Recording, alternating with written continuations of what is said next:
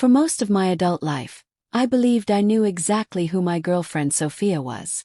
We had been together since sophomore year of high school, growing up side by side, building a future brick by brick. I had just received my acceptance letter to my dream college, and everything felt like it was finally lining up. I thought we were unstoppable. That illusion collapsed at a party I didn't even attend. Sophia drank too much that night.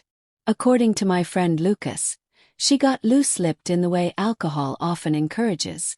While laughing and slurring her words, she confessed something that made his blood run cold. She admitted she had been secretly seeing her ex-boyfriend behind my back. Not just texting, not just talking, sleeping with him. Then she dropped the real bomb. She was pregnant, and the baby wasn't mine. Lucas said the moment she finished talking. He left the party to find me. He told me everything in one breath, like he was afraid the words would poison him if he held them in too long. According to him, Sophia also said she planned to convince me to drop out of college so I could work full-time and support her and the baby. She believed I'd do the right thing. I felt like the ground disappeared beneath my feet. College had been my escape plan, my dream, something I worked years for. And the girl I planned to marry had apparently decided, without me, that I would give it all up for a child conceived in betrayal. At first I didn't believe it. Couldn't. Sophia and I had talked about marriage. About kids someday, not now. She talked often about how close our families were and how meant to be we seemed. But looking back, the cracks were always there. During senior year, she started talking about how serious things were getting. She asked if I ever felt like we were moving too fast. I brushed it off. We had been together for 3 years. Of course it felt serious. I told her we could travel together, experience life side by side. Now I realized what she meant. She didn't want experiences with me. She wanted them with other people. I remembered the first red flag I ignored.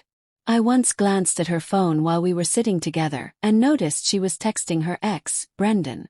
She told me it meant nothing, just puppy love from freshman year. She assured me she chose me. I told her it made me uncomfortable, but she reminded me she'd been loyal for years and wasn't going anywhere. I let it go. Then she asked if they could hang out. My gut screamed no, but I ignored it. I told myself trust mattered, especially with college coming up.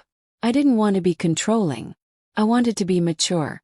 Now that same guy was the father of her child. And she expected me to step into his place. I spent the entire night replaying memories, wondering how I missed it. Wondering if love had blinded me or if I had simply been naive.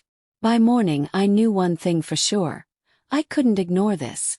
I needed the truth from her mouth. No more second-hand confessions. No more pretending. I was done being the last person to know. I didn't realize it then, but confronting her the next day would unleash a version of Sophia I never knew existed. I drove to Sophia's parents' house the next morning with my heart hammering against my ribs. Barely slept. Every mile felt heavier than the last. When she opened the door, her eyes widened. Shock mixed with guilt. She knew why I was there. We sat on the couch, the air thick with tension. I told her exactly what Lucas said she confessed the night before. Without hesitation, she denied it all. She laughed nervously and said it was a drunk joke. Something stupid. Something exaggerated. I didn't laugh. I told her to prove it. I pulled a pregnancy test from my jacket. Her face went pale. I told her if she refused to take it, we were done. I wanted to believe her, but my head screamed louder than my heart. Even if the baby wasn't real, the betrayal already was. She flipped the situation on me instantly. Asked why I didn't trust her. Said if I questioned her honesty, maybe we shouldn't be together at all. That was my answer. I stood up and told her I was leaving. That we were done.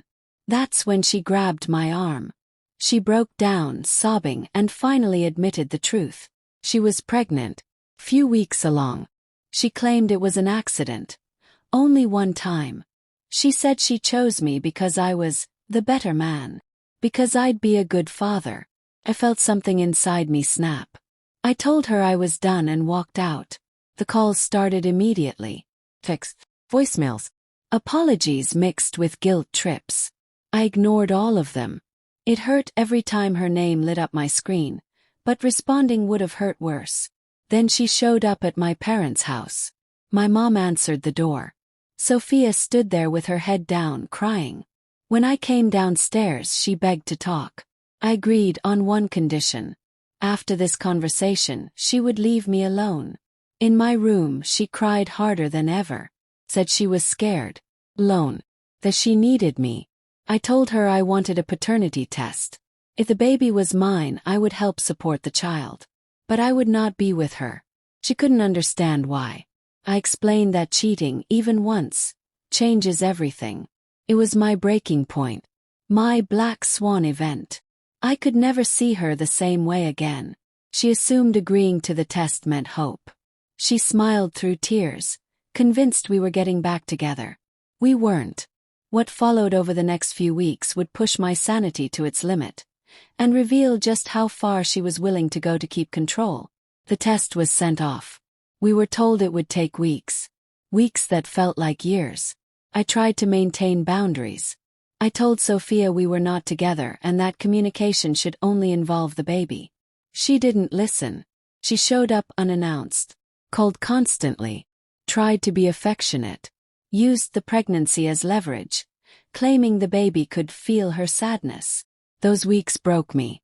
I was mourning the relationship while being forced to interact with the person who destroyed it. Every conversation reopened wounds. Every memory reminded me of the future I thought we'd have. When the results finally arrived, my hands shook as I read them. The baby wasn't mine.